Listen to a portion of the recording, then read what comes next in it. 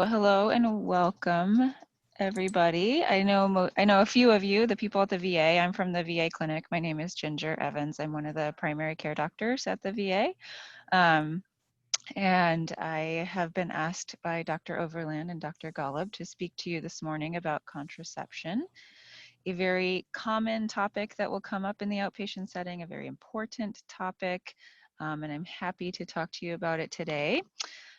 So I'm going to get started, and please feel free to, I will have the chat box open. I think I'm navigating this all correctly, so I will check that a little bit if you have questions as we go, but also feel free to unmute your mic and ask me something if you have a question as we're moving along. And I want to start by just this acknowledging that this topic, you guys all come to residency with really wide-ranging backgrounds in terms of, particularly on this topic. I find some of you have like done work, pre-med school with Planned Parenthood and really have like a strong foundation of knowledge, or you did a lot of OB rotations or GYN rotations or wherever it came up. And some of you have really, or had personal life experience with these topics. And some of you really have had very minimal, can be quite light in your curriculum during med school. And so I just find that we should acknowledge that. We're all trying to get up to the same spot with up to a basic level of good feeling about this topic, so you can do well if someone comes in with this question today. So if you don't mind filling out poll number 1, how you are feeling about this topic right now. Okay, let me see. 8 of you have voted, 57%. Get your votes in. There's a couple people that feel great. That's so great. Okay, I'm gonna end the polling and share the results. Can you see the results? John, your video is at the top, so you can give me the thumbs up when you when I ask questions. Okay, it says so there's a really wide range, which is as expected and as I normally see I've given this talk many times over the years, and this is what I always see. I'm actually happy to see that there's 3 of you that are feeling like you have a strong foundation in this, and that's great. And if you have like helpful comments or other things you want to share, please feel free to speak up or put them in chat box or anything like that. But you can see that there's a lot of us that are feeling like that we could use a refresher on this topic. So we will get you there.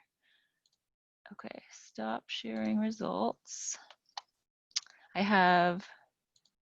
So I have 5 cases I'm going to walk through basically to try to make sure everyone's feeling confident about this going in. And the first case is case number 1 here. I'll read it to you. A 27-year-old nulliparous woman wants to discuss contraceptive options. She's sexually active with men. She has a history of chlamydia treated last year, but no other STIs and no current symptoms. She's considering pregnancy, but it's kind of a vague consideration, like maybe in the next few years.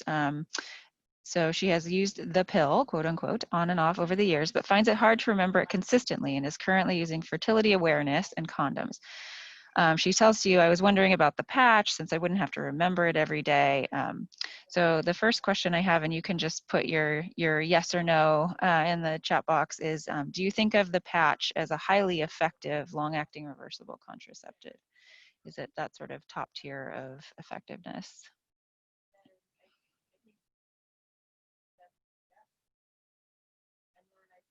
Great.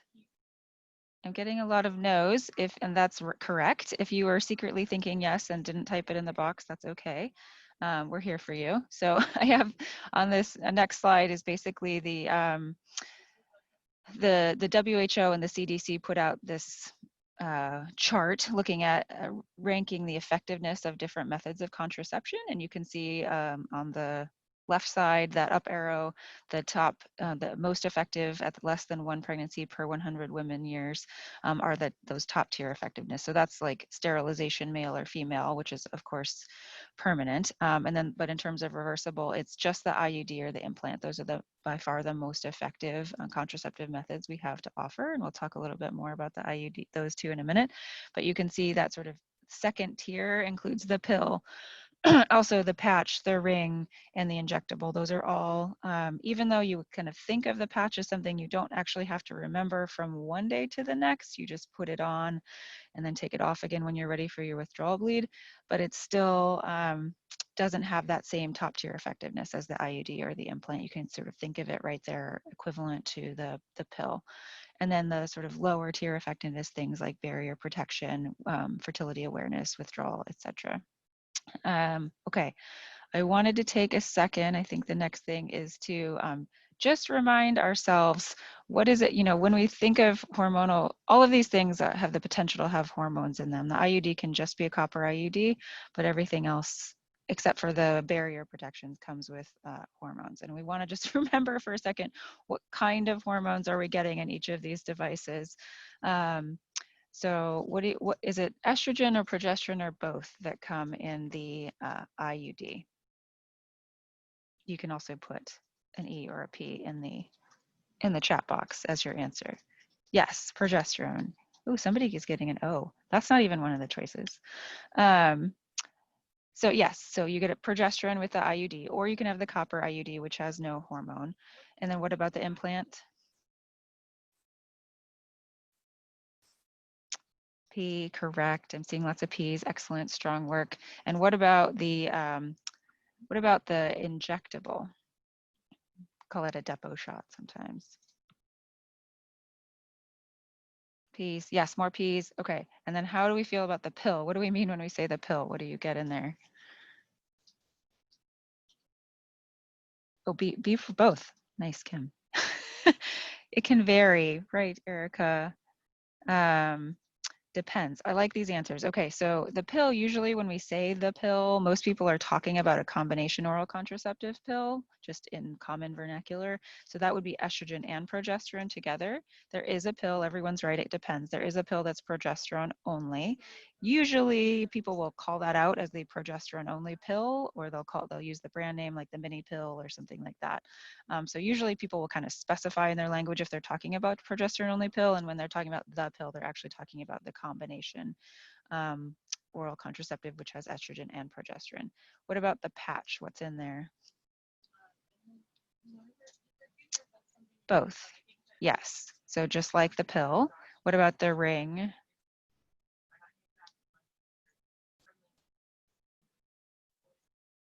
You guys are doing great. I'm going to go with that, both. Excellent. So I have, just to show you here, basically you guys nailed it. So the implant and IUD are progesterone or the non-hormonal IUD copper. The injectable is progesterone only. Then we can do either or with the pill, as we just talked about. But the patch and the ring are going to be just like the combination oral contraceptive pill. They have estrogen and progesterone in them. There's no progesterone only option for patch and ring. So that's the hormone that you're getting, just as I'm bringing everyone up to speed here. Those are the hormones you're getting when you prescribe these things. We'll talk for a minute here about those top tier effectiveness ones that I talked about, the long-acting reversible contraceptives. So the implant we have at the top here is called the Nexplanon or the Implanon. Then they changed it from to Nexplanon because it's radio opaque now, so that's X-ray friendly. So if it's kind of migrated and you can't find it, you can do an X-ray and see where it's gone. You see the picture on the top here. It's basically this little flexible looking rod or line, and we don't insert them in primary care. Some primary care doctors do learn to insert them. I don't in my practice. We have a gynecologist that inserts them. Has anybody on the call put one in, like during your med school training? I can't see all your pictures. I see Marina saying yes though, and John saying no. Marina, do you mind unmuting and telling people what it was like what you had to do to put it in?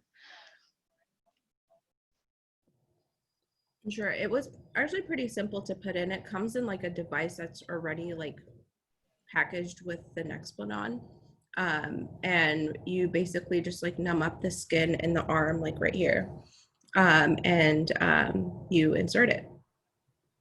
Yeah. And it's just like a little gun and it shoots the Nexplanon in. Perfect. Thank you so much. Did you end up taking one out ever, removing Yeah, one? I did, which was a little bit harder than actually putting it in because you get like scar tissue around it and sometimes you have to like do a lot of scraping, but Yeah. Also, just an in-office procedure though, right? Like numb it up with local lidocaine, try to kind of a little incision and try to pull it out, Yeah. basically. Yep. Perfect. Thank you. It can stay in for 3 years. It's effective for that long. Um, and we'll actually talk first, I think, in the next slide about potentially using these things a little bit longer. And then the IUD,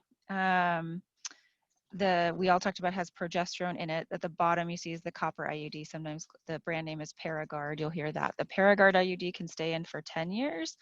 It's probably effective up to 12. It's still only FDA approved for 10 years, but there is some data suggesting it continues to be effective for an additional 2 years. And even especially in this time of COVID, when people are having a harder time getting in to get things changed, I think as long as you kind of do some shared decision making and discussion with the patient about like at the 10-year mark, my gynecologists here have been having patients leave them in a little bit longer if they want to, if they don't want to have to come back into the facility to get it changed at that time. And then the other ones that have progesterone in them, there's the Mirena is probably the most common one that we use here. But there's Skyla and Liletta. You can see that Skyla's got a little bit less hormone in it, is effective only for 3 years as opposed to 5 years for the Mirena. I believe the Skyla is actually like physically a tiny bit smaller. So one reason to choose it might be if you had a nulliparous woman who kind of found the procedure uncomfortable and you were just trying to put in the smallest thing. And it doesn't last quite as long. Again, same story. The Mirena is FDA approved for 5 years, but probably effective for an additional 2 years. It's just not FDA approved that long. So you can do shared decision making at the end of 5 years. For the most part, pre-COVID, we have the resources here. I always just had women come back in and change it. There was no real reason to push your luck at the 6 and 7 year mark. But again, if they don't want to come in because of risk of exposure to COVID, that'd be a reasonable thing to do. Okay. Oh, actually, here's the data I have for you. Forgot I put this slide in about extended use of levonorgestrel IUD. So you can see at the top table at year 6 and year 7 in the studies that continued for that long, there was like either 0 to 1 pregnancy during year 6 and year 7. So take that for what it is. Okay, so this is the same patient. We're just continuing to remember, she told you that she wanted to get pregnant in the next few years, quote unquote, kind of vague. So in the chat box, maybe you can just say, do you feel like you would recommend an IUD to someone who may consider becoming pregnant soonish? This sort of vague, maybe in a few years kind of thing. Kim saying yes, John is saying yes. Getting some yeses. Yeah, I think that I would too, is my basic answer. There's no strict cutoff on when you can or can't. The baked into this question is like, what is the return to fertility, right? So if she's wanting to be pregnant, not right now, but wanting to be pregnant like in 6 months, if I put it in now, will that somehow impair my ability to get pregnant 6 months from now when I take it out? And the short answer is no. The return to fertility is immediate with all of these methods. The pill, the patch, the ring, the IUD. There's one exception to that immediate return to fertility. Does anybody know which method doesn't have an immediate return to fertility? Yes, Kim, the depot shot, exactly. And the return to fertility with the depot shot can be prolonged up to a year. So I wouldn't recommend that method for someone who does kind of want to be pregnant in the, like, not right now, but the near-ish future and is contemplating that. I generally, like, just as a gestalt, like if they want to be pregnant sometime later this year, like within 12 months, I generally steer towards a different method just because it's a procedure and have to procedure to take it out again, but there's no hard and fast rule. Okay, so the second question is, what are the contraindications to an IUD? Are there any? So go ahead and type them in if you can think of any contraindications to an IUD, especially like looking at her stem. Is there anything in her history that would have you concerned?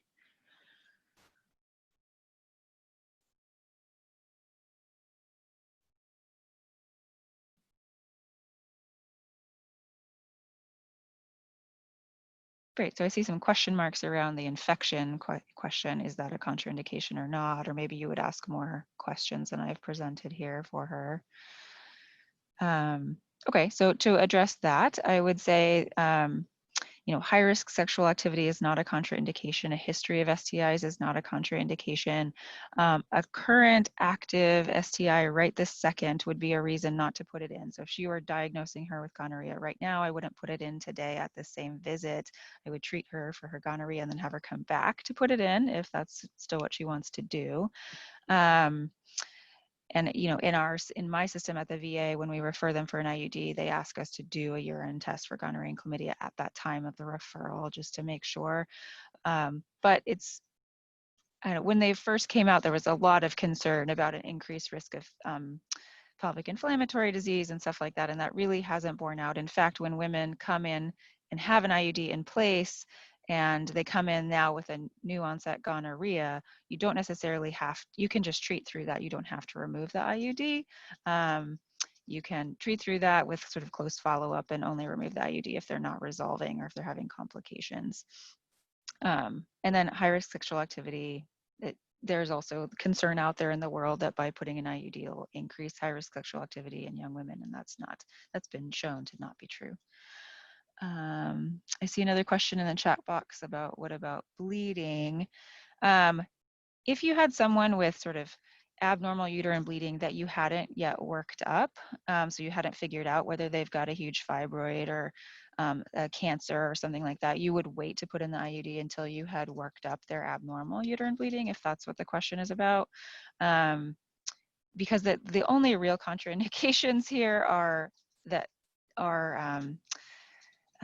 anatomical things. So if they have, a huge fibroid, a bicornuate uterus, some other big like cervical polyp, just something anatomically that's going to make it difficult to insert or probably not stay in or put them at higher risk for perforation or something, that would be a reason not to put in an IUD, basically.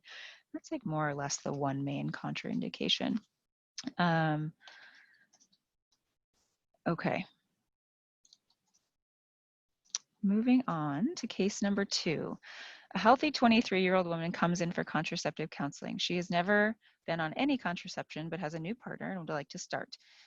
You discussed all of her options, including kind of recommending the top tier, highly effective reversible contraceptive methods if she's interested, but she's really not. She feels most comfortable with the idea of being on the pill or the oral contraceptive pill, sometimes abbreviated as OCP, sometimes COC, sometimes the pill.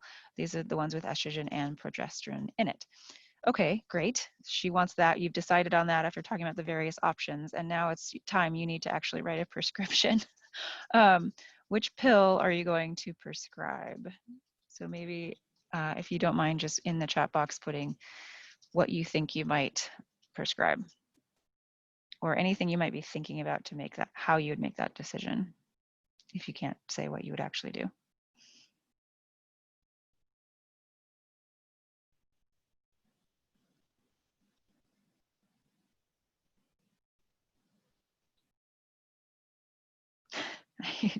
I like it, Alex. Your broken record. Back to the IUD. So you can try again to say, well, what about these top tier effective things? But we're sticking with the pill. She's sure she wants one of the pills. The one on formulary. Excellent answer, Nick. Kim, non-cyclic low or medium dose estrogen. Oh, I like this answer. That's very specific, and I agree. And Lauren says combined. Yeah, combined. So for most women, if there's not a contraindication to estrogen, which we will get to, you would generally use the combination contraceptive pill. Okay, those are good answers. I like both always going back to thinking about the more effective methods and seeing if she's interested in that. But if she's clearly not, I think formulary option, I think has she had any past experience with one? All of those things are valid things to consider. The general problem is that there's like literally hundreds of different brands and formulations of, there's, maybe like 30 or 40 different sort of formulations in terms of different types of estrogen that can go into the pill, different types of progesterone that can go into the pill. Then they can go in at various doses, and then they can go in at sort of a monophasic dose, meaning each one of the active pills is exactly the same as the other one, or they can be multiphasic, which means like on week 1, you get this dose of estrogen and this dose of progesterone. On week 2, you get a little bit more. And on week 3, you get a little bit more. And then, you sort of either build up or build down on the dosing over the course of the 3 weeks of active pills. And we call that multiphasic. So that there's like just a whole slew of options that can feel a little bit overwhelming. In terms of choosing between the different options. The first tenet I would put out there is something Kim said in the chat box as well, that if all things being equal, I would always choose a monophasic preparation over a multiphasic preparation. The idea originally of the multiphasic preparations was that they were going to mimic your own natural hormones more closely than the monophasic one would, but they've never been shown to actually be beneficial in any like patient-centered way. And you can't then use them continuously, which we'll get to, which is kind of a bummer about the multiphasic preparation. So I would always just choose a monophasic preparation. I don't see any reason not to. That being said, the only time I've chosen a multiphasic is if the patient says like, oh, I'm coming in on this one, I like it, I just want to continue. Great, this is one is working for you, you like it, we'll just continue. So that would be like the main reason that I would ever choose a multiphasic one. Okay, so that's bullet point number 1. Bullet point number 2, of the preparations available, the progesterone type with the lowest risk of VTE, and we usually don't think of the progesterone component as the VTE, the thromboembolism risk generator, but it does have some risk, and the levonorgestrel, as the progesterone choice has the lowest risk, and then the ethinyl estradiol is the lowest risk type of estrogen to put in there, and the lowest dose would be the 20 micrograms ethinyl estradiol. So all things being equal, she just says, whatever you think I should be on, doc, it's fine. I would put her on levonorgestrel plus 20 micrograms of ethinyl estradiol. And then we'll talk about sometimes that you might go up to 30 micrograms of ethinyl estradiol instead. And that would basically be if she's continuing to have unscheduled bleeding, like breakthrough bleeding after the first several months, that's not going away. That would be a time to increase the estrogen component. And then, if she's really doesn't want, the times I would reach for the patch or the ring would be if she really doesn't want to have to remember something every single day. So you would just put the patch on, wait the 3 weeks, and then take it off for the final week. Same with the ring. So that would, it's a more, sometimes they call it a forgettable method. It's not the long-acting reversible contraceptive, but it is forgettable. So if she prefers that, that would be fine too. So those are my, that's my take on, and not just, these things came from Cochrane reviews of the literature, not just my personal expert opinion. Okay, so even if you're going to stick with what I'm saying here, I'm going to go with levonorgestrel and ethinyl estradiol at 20 micrograms. These are, if you were to go on UpToDate and type that in the top, you would see that there are these 1, 2, 3, 4, 5, 6, 7, 8, 9, 10, 11 choices that are all exactly the same, just different brand names for that, what I've just told you. I find it particularly hard to remember going forward that I'm going to provide levonorgestrel plus 20 micrograms of ethinyl estradiol. You're younger and smarter. If that sticks in your brain, that is great. If it doesn't, our formulary option at the VA is Stronix, and I work at the VA, so I just put that in my brain. But out there, if you're practicing at Harborview, at UW, or Belltown, or wherever, it's going to be based on the patient's like insurance and their formulary options through their insurance. And so it would also, you could pick any one of these to remember, and you can sign the prescription pad like that a substitution is perfectly fine. Or you can try to, just remember one of these and look it up on UpToDate, and then it would tell you, oh yeah, I remember now, that's levonorgestrel plus 20 micrograms of EE. The ones at the bottom are the 30 micrograms of E, so the one step up. So, and the formulary option we have at the VA is Lavora. So I remember Stronix and Lavora because that's where I practice.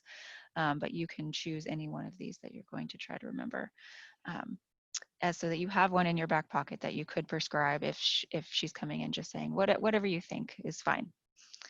Any questions about that? Oh, wait, let me look at the chat box. There was a question. Is it true that the progesterone in Yaz or Yasmin or something like that has higher VTE risk? Yes, I actually think I have a slide coming up where we talk about a little bit about Yaz or Yasmin. So I think we'll get to that, Kim. And then Marina, When would you do the higher dose? So I always, again, if she comes in saying, I don't have a strong opinion, whatever you think, I always pick the lower dose, the 20 micrograms. Breakthrough bleeding is common in the first 2 to 3 months and usually will go away as your body gets used to it. So I just counsel her ahead of time, like you can expect a little bit of breakthrough bleeding for the first few months, and that it should go away. If it doesn't go away in, 4, 5, 6 months, then call me and we will switch it from Stronix to Levora. We'll switch it up to the higher dose of ethinyl estradiol. If she comes into you on a higher dose, like say she's already taking the 30 micrograms, I wouldn't necessarily step down in my practice just in general unless she's being bothered by something like nausea is a common side effect of the higher dose of estrogen, or if she just wants to be on less hormone, or she's worried about like mood changes or other things, you might just try stepping down the hormone dose. So those would be reasons that I would change. Lauren is asking, at the VA, if someone comes in a different one, can we prescribe the one they like and are used to? So usually you would end up having to change. So if they're on a different one, Lauren, like within this, like basically the same components. So say they're taking Lacina, which is like exactly the same as Stronix, and you would really need to, we don't have other versions of ethinyl estradiol 20 and levonorgestrel 100. So usually you would have to switch. It kind of depends on what they come in on. If we have something similar to it, you can usually switch to something like that is similar to the generic version of what they're taking. The exception being Yaz or Yasmin, which we'll get to. We don't actually have that one at the VA. Okay. Oh, here's the next question. Oh, perfect. So she asks about Yaz for acne. What do you guys think? Is Yaz effective for acne or not?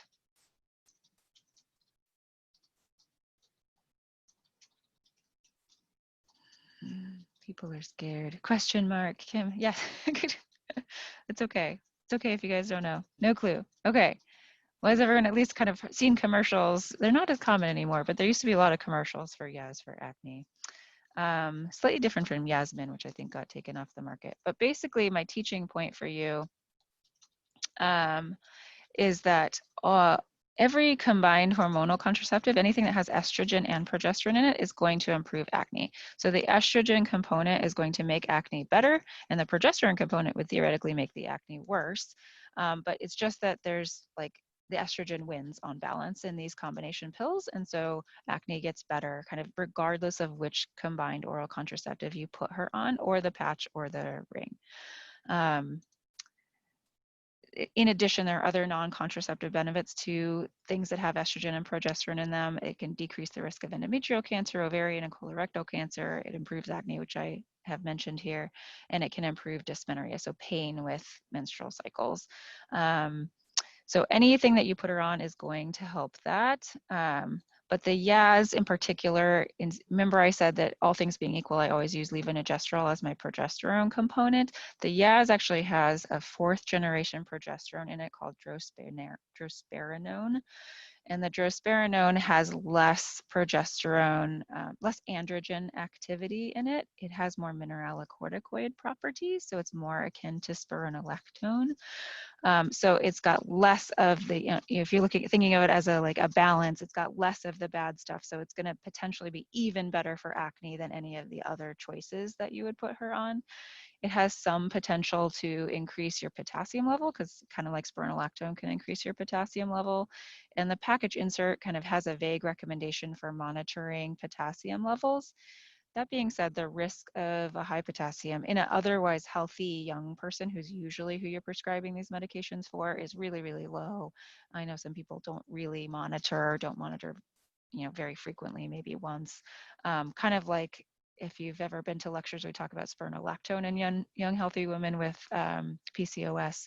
Really, you can go to much higher doses than we think of in heart failure, and people just generally don't get hyperkalemia. It's not much of an issue. Kind of same idea here.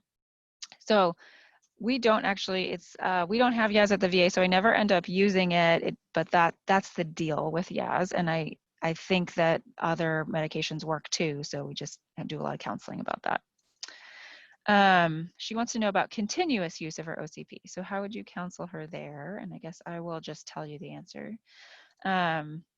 So as I mentioned, one of the reasons to pick the monophasic preparation in the first place is that you can counsel her so that she can use it continuously. So anyone that's ever seen a package of the pill knows that they come, it doesn't always look like this. Sometimes it's a circle and they go around the edge of the circle. Sometimes it's this package, this like bubble pack thing. But more or less, there's like 3 or so weeks of active pill. And then there's the like 4 to 7 days worth, depending on which one you're picking, of placebo pill that you're supposed to take that will initiate a withdrawal bleed. There's nothing physiologic or necessary about the withdrawal bleed. It's not helping you in some way. Some women feel reassured or more comfortable having the withdrawal bleed because it sort of reminds them that they're not pregnant, or for whatever reason they feel like they want that, and that's fine. But there isn't any like necessity to having it. So what I usually tell women is that they can just, if they have a monophasic preparation, they can just skip that placebo week and go to the next package and just keep taking the active pill. At some point, she may start to get a little bit of breakthrough bleeding, or unscheduled bleeding, they call it. At which point, if she were to like self-initiate a week of placebo pill at that point, or a withdrawal bleed, that can sometimes put the kibosh on having that bleeding. So she can either self-initiate a withdrawal bleed when she notices a little bit of unscheduled bleeding, or she can do it every 3 or 4 months if she wants to, or she doesn't have to do it at all. Those are all kind of her options. And certainly she doesn't have to do it on the week that she's planning to go on her like once in a lifetime Hawaiian vacation or whatever. So she can kind of be in charge of when or if or ever she wants to have those withdrawal bleeds. Same thing really goes for the ring. There's less data to support it, doing it for the ring, but there is some, and so people do it. And basically you'd put the ring in the vagina. It's this sort of flexible thing. It goes and sits in the vagina for 3 weeks. Normally you would take it out and have a withdrawal bleed and then put in a new one. If you don't want to do that, you can just take it out at the 3-week mark and put in the new one right away, instead of waiting that week where you have the withdrawal bleed. Theoretically, the patch should work the same way. It's a continuous estrogen and progesterone. There's no reason to think it should necessarily not work that way, but there isn't any data to support doing it. It hasn't been studied that way. So you're really kind of much more out on a limb recommending that, and I generally don't, for that reason, just because it hasn't been studied. But you're on really good footing with the continuous use of especially of the pill. Any questions about that? Continuous use, or about Yaz? I'll pause for a moment and see if anyone has any questions.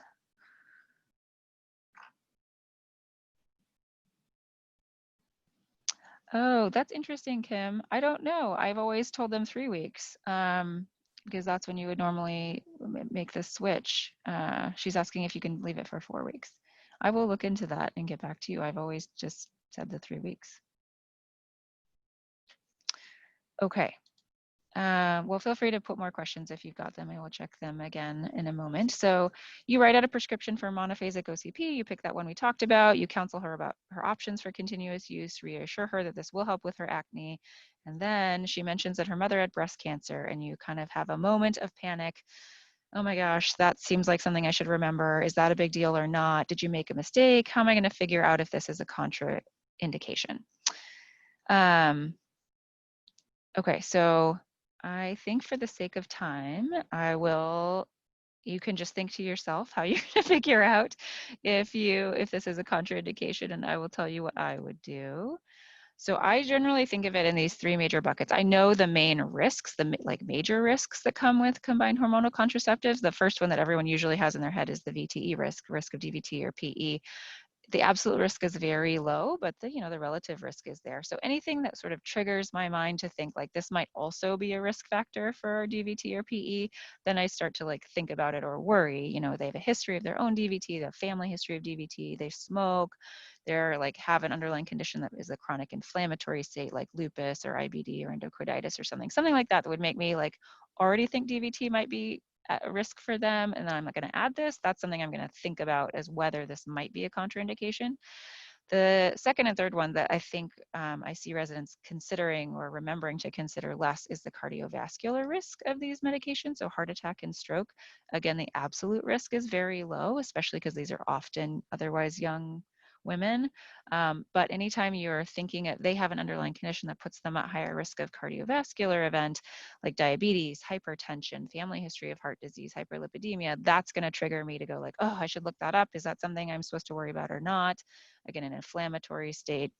And then this is where migraine actually comes in. So migraine with aura, which often people kind of, that tickles a neuron for them. They remember they're supposed to think about something with migraine. It's that the risk of stroke is slightly higher in patients who have migraine with aura, and then adding this is going to further increase their risk of stroke, such that migraine with aura is a contraindication to putting someone on a combined hormonal contraceptive. And lastly is the cancer risk. I mentioned that there is a decreased risk with these medications of some types of cancers. There's controversially speaking, there's maybe a slight increased risk of breast cancer. There are some studies that say there's not an increased risk, and some that say maybe there's a tiny bit. I guess cervical cancer risk, but again, that doesn't make a lot of sense exactly, and it's sort of temporary while you're on the medication, and it's based on like observations and epidemiological studies. So anyway, those are potential risks. But anytime someone comes in with like they themselves have had breast cancer, or there's a strong family history, or they have a genetic syndrome that puts them at high risk, that's going to be something that's going to like be a flag for me to think about.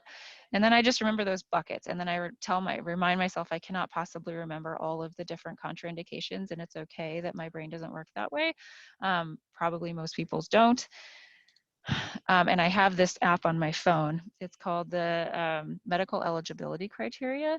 Basically, the WHO puts them out for the whole world, and then the CDC kind of reformulates these criteria for the United States population. You can and should get out your phone and put this free app on your phone from the CDC. If you just type in CDC space MEC in the App Store, it should come up and be free. Or you can go on Google and Google US MEC, which stands for Medical Eligibility Criteria, and a table will come up. And I consult this table all the time if I have any questions about anything. So if someone has it already on their phone or is on their computer and Googling the US MEC and pulling up that chart, can you tell me in the chat box, is her family history of breast cancer a contraindication or not? Oh my gosh, Lauren, are you already? You're so on it. You've already got an answer. Or maybe you just knew that before you did this.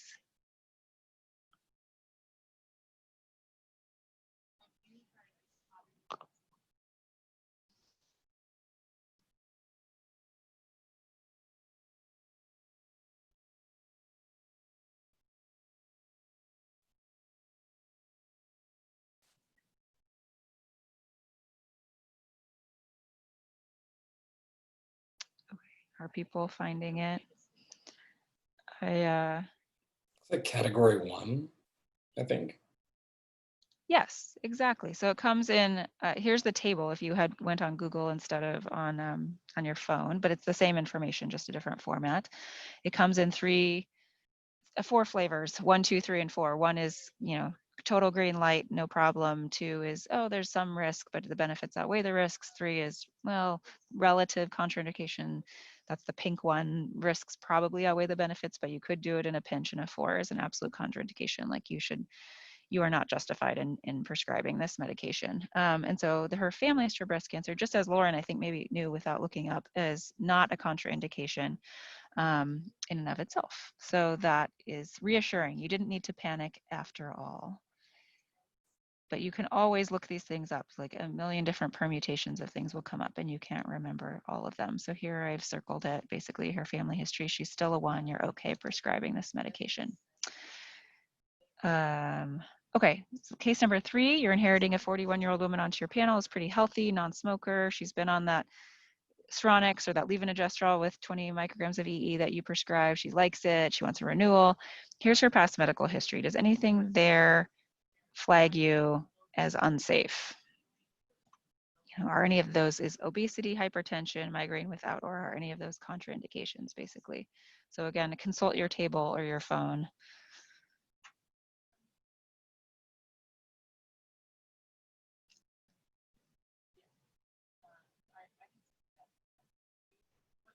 Oh, I don't know what you mean by that, Lauren. Sorry.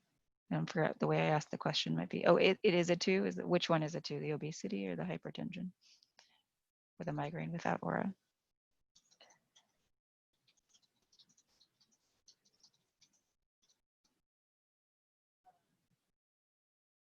Yeah, so migraine without aura is okay for the most part. It's the migraine with aura that generally is a no-go. But what about the obesity and the hypertension? Yeah, the hypertension. So if people are finding it, I think I have here them circled. Even so, the final column is the CHC, stands for combined hormonal contraceptive, and even adequately controlled hypertension, like she has. She's on amlodipine, it's well controlled. The I stands for initiation. The C stands for continuation. Most of the time, they're the same. There's a 3. So this is a relative contraindication, even for well-controlled hypertension. It just is the cardiovascular risk. Remember, hypertension, it's in that bucket. It's, that's why it should have been a flag for you that this is raising her risk of heart attack and stroke. And so does a combined hormonal contraceptive. And there are a lot of other safer choices for her, like a progesterone-only pill, a depot shot, an implant, an IUD. So she's not without choices. So you would really be better served switching her off to some other option. The obesity itself is, a 2. It's not, you definitely can do it. But as she accumulates multiple risk factors for cardiovascular disease, that's when things are going to be, more contraindicated, a 3 or a 4. 3, for Sid Kim is asking if she wants to continue despite the risk, would you continue? That is a style point, I think. If you feel like you've done really good shared decision making and really documented that well, and she's like knows her option is some strong reason she doesn't want to switch, that seems reasonable. I think you could do it. I generally draw a pretty hard line and like pretty strongly recommend switching, and because there are lots of other good options for her, I probably wouldn't, but that's more a style point, I guess, or like how I would approach it, and not necessarily like right or wrong. A 4, I think if something is a 4, you're really not justified in prescribing it. And if something bad happens, like you're going to have a hard time explaining yourself in court, and you're going to have a hard time explaining yourself to the patient and all of that. So I really do draw a very hard line at the 4. Okay, case number 4. You're counseling a woman about starting OCP. She has some basic questions, which I will run through for the sake of time. When should I start them? The answer is quick start. So we used to say start on a Sunday, but now actually it promotes better adherence. She's here now. She was interested now. She should just start now, and then that will promote better adherence. If she wants to wait, she has some strong reason she wants to wait, that's fine too, but generally just start today. Will I gain weight? My answer to her is no. That's a complex answer. Like in clinical trials, weight gain was not observed as compared to placebo. So I generally just reassure women about that. That being said, the depot shot did have 2 kilograms on average of weight gain over a year. So the depot shot is kind of a outlier in multiple things. It's the one with the long return to fertility, and it is the one where there's a modest amount of weight gain associated with it. The other ones for all like the pill and stuff, weight gain is like a reason, like 5% of women cite weight gain as the reason they stopped the pill if they stopped it, but in clinical trials, it's not observed in excess of the placebo group. What if I have breakthrough bleeding? We talked about that. Stick with it. It should go away after a few months. If it doesn't, I would increase the estrogen dose in the pill. What if she feels nauseous? Again, that's probably the estrogen in the medication. Try taking it at nighttime, or if she's on a higher dose of estrogen, you can go down. Common side effects, if she's asking, irregular bleeding or some breakthrough bleeding, common nausea, weight gain, we've already talked about. Headache tends to improve too. All of these kind of milder symptoms tend to get better if she can stick with it for 3 or 4 months. So I try to kind of warn them about those and ahead of time. If you're looking to do some counseling at the bedside with the patient, or just recommending a website for them, the bedsider.org is a really nice website. It's very patient-friendly language, and is kind of nicely laid out. And I have used it before and recommended it to patients in terms of thinking through their different choices and the side effects and that sort of thing. So I recommend that website. Okay. And then the last case I have for you is a 30-year-old transgender man who presents to clinic for a routine annual exam. And I'm going to have you go into breakout rooms for a second, and I want you to just talk amongst yourselves about what are some things to consider when addressing questions of fertility and pregnancy for this patient. So Whitney, if you are still there, can you make the breakout groups happen?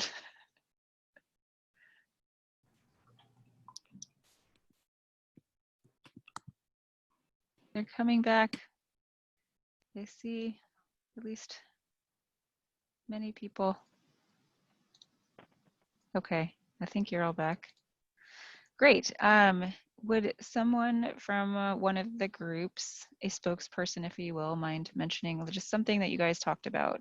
You can unmute and say it. That would be fabulous. Or you can type it in the chat box. Our group talked about, asking what kind of hormonal therapy this person is on. We weren't sure if testosterone caused like long-term effects on fertility, but that it was not an adequate birth control. Yeah, that's great, Kim. I totally agree. So clearly there's going to be questions that you need to ask, and one of which is going to be about what are they on hormonal medications right now? What's their plan with those going forward? How long have they been on them? You're going to ask a lot of follow-up questions. Anyone from one of the other groups talk about anything else besides I that? think we talked about getting a sense of what their goals are. I think there are a lot of ways of starting a family, and some elect to go through a pregnancy as opposed to uh, egg donation and like surrogacy, etc. Because Mhm. I think, and I would imagine there's a huge amount of body dysmorphia that comes with a transgender man electing to be pregnant. Mm-hmm.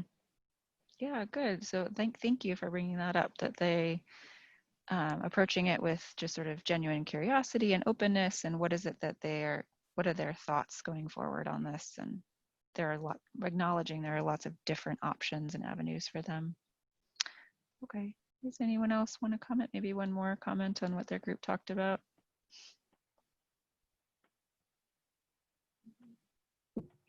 We talked about similar things, about like discussing like what their thoughts are on starting a family, and maybe if they like have friends or other people in their community that they have talked to or heard from about starting family as a transgender man. We also discussed like opening up different options for the couple, like things that they could potentially do, like Erica had mentioned. Yeah, thank you, Marina. Thanks for sharing. Absolutely. I think all of those thoughts are really helpful, and my suggestions, just kind of to which many were brought up by your groups, but just to kind of collate them. One thing is just, I made this a case because I think it's important that you do ask about this and bring this up.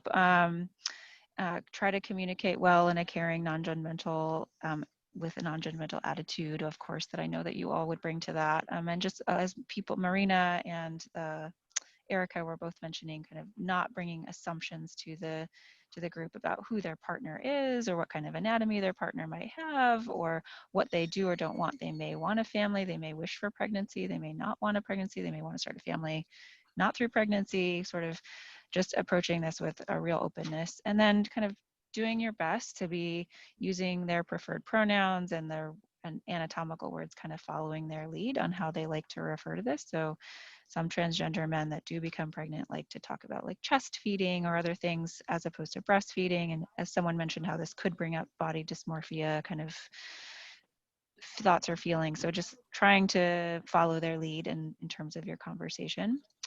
And then fertility questions are really common. There could be a whole talk to be given, right, about before you would initiate hormone therapy like testosterone or something for a transgender man, you would want to be talking about fertility options, and you could spend a long time talking about that, and we don't really have time for that today. But it's not just at that time that you're starting that you want to have that conversation. You want to have that conversation at certain intervals, just like you would for a cisgendered woman. You would like it's not a one and done conversation at age 21 or something. It's you keep having the conversation and it evolves over time, and that certainly might happen for them as well. So you want to continue to bring this up. They may be fertility might be desired now or in the future, and you won't know if you don't keep kind of bringing it up. As I think the first speaker mentioned from your groups, the testosterone therapy usually does, so if they are on testosterone therapy, it usually does induce amenorrhea over the course of several months of taking it. 3 or 4 or 5 months into it, they should be amenorrheic. And like probably they won't get pregnant. But it's not an FDA approved contraceptive method. And in terms of case series and case reports, there are case reports of transgender men who became pregnant. I have one case series here, 5 of them became pregnant while amenorrheic from testosterone. They may have been sort of intermittently compliant with their testosterone or something like that, but it can happen, and it's not one of our approved methods. So I think if he doesn't want to become pregnant, if he's not desiring fertility right now, then it's appropriate and to be discussing all the contraceptive methods I already brought up earlier in the talk. So, and in addition to testosterone not being an FDA approved method, so we're not sure about the effectiveness of it, it also is potentially teratogenic to a fetus if he were to become pregnant. So, and there isn't any evidence to suggest a positive or negative effect of any of the stuff I just prescribed. So you could theoretically prescribe a combined hormonal contraceptive, the ring, the patch, an IUD, a shot, any of the things I just said you could give to him. Pros and cons might be that he may think of an estrogen containing medication as something that's sort of a female hormone, quote unquote, and that might, not be satisfactory to that person. So a progesterone only method might be a better choice in general. But as we talked about, there's multiple progesterone only methods, an IUD, implant, a shot, a progesterone only pill. And then if he doesn't, he's already taking testosterone, if he doesn't want more hormones in his body, a copper IUD could make a lot of sense too. It is the downside there being a procedure that's sort of associated with women. Again, that might have some be a negative experience for them, but I think you can just talk to them about all of those various options. So those are my thoughts about contraception for transgender men. And just to kind of bring home all the things that we talked about over the course of the talk, the first is just to really try to recommend the long-acting reversible contraceptives. At least, there's very few contraindications to them. They're highly effective. The return to fertility is immediate. So I definitely strongly recommend those. If you're using the pill, quote unquote, I recommend just your go-to one being levonorgestrel with 20 micrograms of EE. At the VA, we call that one Stronix, but there's lots of other brand names out there. And then you have your US medical eligibility criteria app on your phone now. If anything is like, a little bell is ringing and they bring up something or have some underlying condition that might put them at risk for DVT, cardiovascular disease, or cancer, just, I'm going to look that up. I'm going to pull up my US MEC and I'll just remember again. Bedsider.org is a good reference website for patients with patient-centered language. And then just remember to address fertility and contraceptive methods with transgender patients also. Okay, I think I have used up all my time. Thank you so much. I believe Whitney, can they take a break, Whitney?